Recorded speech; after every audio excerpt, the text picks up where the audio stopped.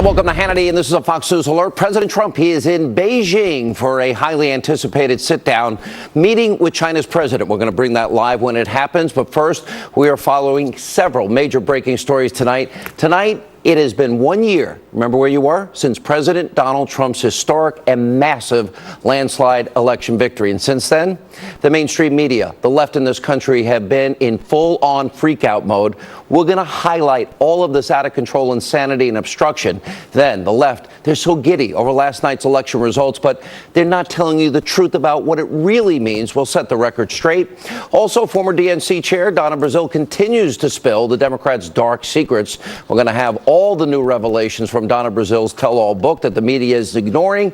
And later tonight, a breaking new details. We have a special Hannity monologue. We'll tell you all about how the Clintons bought and paid for the fake news Russian dossier. We have new information tonight.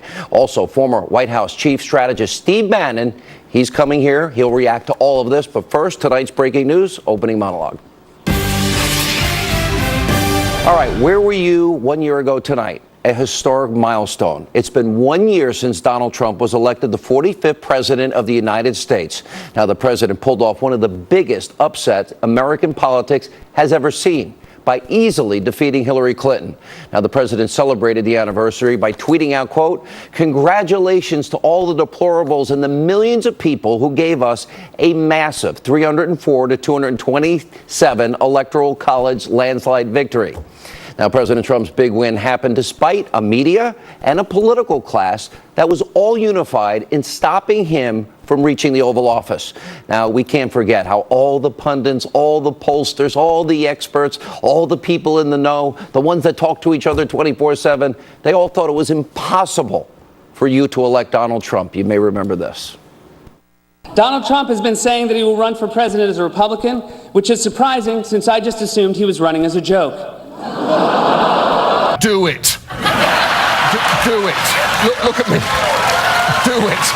I will personally write you a campaign check now on behalf of this country, which does not want you to be president, but which badly wants you to run. This man has got some momentum, and we better be ready for the fact that he might be leading the Republican ticket. Next, I know you don't believe that, but I want to go on to Matthew Dowd. Sorry to laugh. Which Republican candidate has the best chance of winning the general election? Of the declared ones, right now, Donald Trump.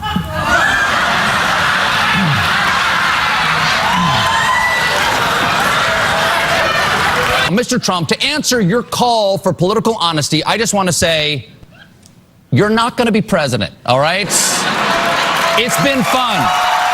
President Obama will go down as perhaps the worst president in the history of the United States! Exclamation point at real Donald Trump. Well, at real Donald Trump. At least I will go down as a president. Donald Trump has won the state of Arkansas. Fox can also project that Donald Trump will win the states of Kansas, North Dakota, South Dakota, Texas, and Wyoming. And we are about to make a major call. Fox News Decision Desk is now projecting that Donald Trump has won the state of North Carolina, projecting that Donald Trump will win the state of Utah. A victory for Donald Trump in Ohio can be called by the Fox News Decision Desk at this point. Iowa will go to Donald Trump. Donald Trump has won the state of Wisconsin. Donald Trump will win the state of Florida. The Fox News Decision Desk has called Pennsylvania for Donald Trump. This means that Donald Trump will be the 45th president of the United States. Nothing better, where were you, than hearing those swing states, one after another, call for President Trump that night. Now the left, liberals, members of the abusively biased press in this country, you all look like idiots because you all predicted Donald Trump never stood a chance. And then, after he won, you became hysterical. Let's take a look. America is crying tonight. I'm not sure how much of America, but a very, very significant portion. And I mean literally crying. Yeah. This is a sadness. It is a mourning moment for those people. And it is a moment filled with fear. Filled with fear. Our country is about to face some serious crises. And so, I mean, buckle up. Your country needs you. It's a pretty extraordinary thing to say. if you have a son in the Marine Corps and that you don't trust the commander-in-chief. The people in the military defend the Constitution. This was a white lash. This was a white lash against a changing country. It was a white lash against a black president in part. It's funny, but it's also pathetic. And it shows you just how abusively biased and corrupt and dishonest the media in this country really is. The media, they couldn't understand why Donald Trump won, why he was victorious that night. Now, the night of election night, it's usually a night off for me, but I was encouraged by my boss at the time to call in and join my Fox News colleagues to explain why he won. This is election night 1 year ago tonight. To me, this was predictable. But on the other hand, this is a modern-day political miracle you're witnessing before your eyes right now. And that is to go up against everybody and all the pundits and all the pollsters and all the prognosticators out there and defy all the odds. And it's the American people that have said enough is enough. They're tired of the corruption, the cesspool, draining the swamp. All of these things were resonating. You know, when you look at a state like Wisconsin, what are they saying? They want their jobs back. They want the labor participation rate to be lower. In other words, more people having jobs. They want America to be energy independent. They're tired of a horrible educational system. They're tired of Obamacare rates going through the roof.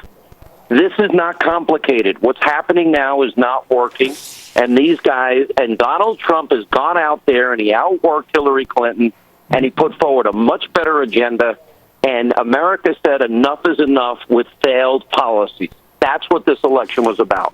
It was 1 year ago tonight. Now, don't forget that just about every single news outlet but the Fox News Channel was exposed by WikiLeaks and Julian Assange as having colluded with the Clinton campaign.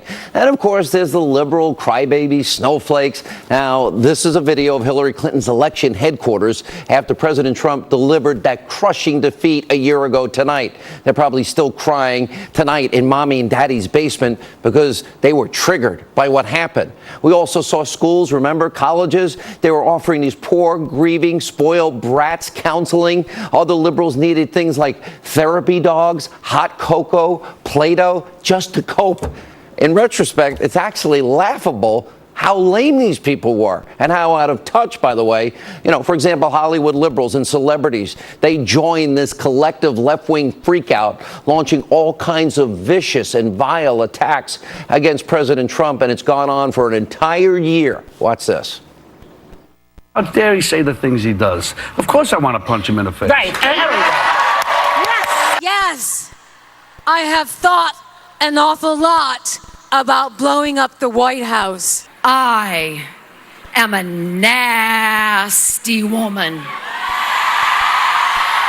I'm not as nasty as a man who looks like he bathes in Cheeto dust. When was the last time an actor assassinated a president?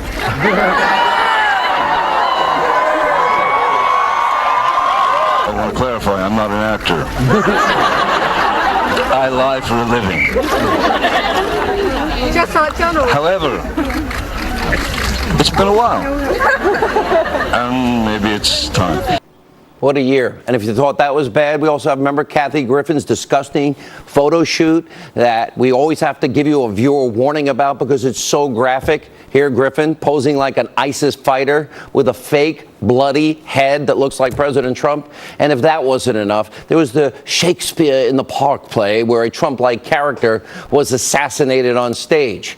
This liberal hatred, for 1 year, no bounds do they know. And of course, the Destroy Trump media, well, they got in on all the action. They've become so unhinged, lying, dishonesty at a level we've never seen before. We've had to now coin new terms just to describe them. Trump derangement syndrome, the media's Trump psychosis. Watch this.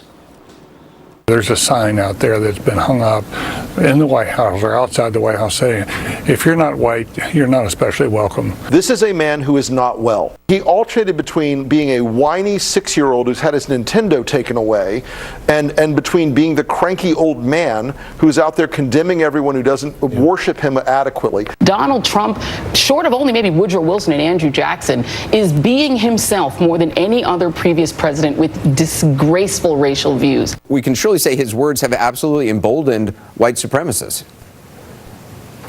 You know, it's a tough night I think for normal people, you got a lot of people at home going through Kleenex right now. I'm just hurt. I'm sitting here hurt, and I think a lot of people are hurt tonight. The presidency itself is in question. Our relationships around the world, in question. Trust in the president himself, in question. He said today, America first. It was not just the racial, the Hitlerian background to it. Is Donald Trump competent to be president? President Trump say America first. Tonight, President Trump put himself first. A little whiff of fascism tonight, I think it's fair to say. Absolutely. Here you have a deranged president or a pathologically lying president lying about the operations of the American government. Trump's critics, those who are worried about this president and this White House, saw a live special television event brought to you by narcissism, thin skin, chaos, and deeply personal grievances. Imagine saying those things about President Obama? Never. This media has treated President Trump so badly, even former Democratic President Jimmy Carter was forced to admit he's never seen anything like it. And by the way, we can throw in the unprecedented obstruction, of course, from the Democrats. President Trump could literally cure cancer, turn water into wine, end poverty, and the left in this country and the media would still never give him credit. They hate him that much. And Democrats have now made it clear their goal is simple: to damage and to destroy this president by any means necessary. Just look at the last year. It is beyond disgusting, and it is a tremendous disservice to you, the American people, especially the forgotten men and women that this election was about. And I've been telling you, there are 5 forces actively working against this president. They did it before, they're doing it now. The deep state, the Democratic Party, the destroy Trump, ever corrupt lying media, never Trumpers, and weak, spineless establishment Republicans. They were against him before the election. They are against him even more today. All they care about is their hatred. They live on this hatred for Donald Trump.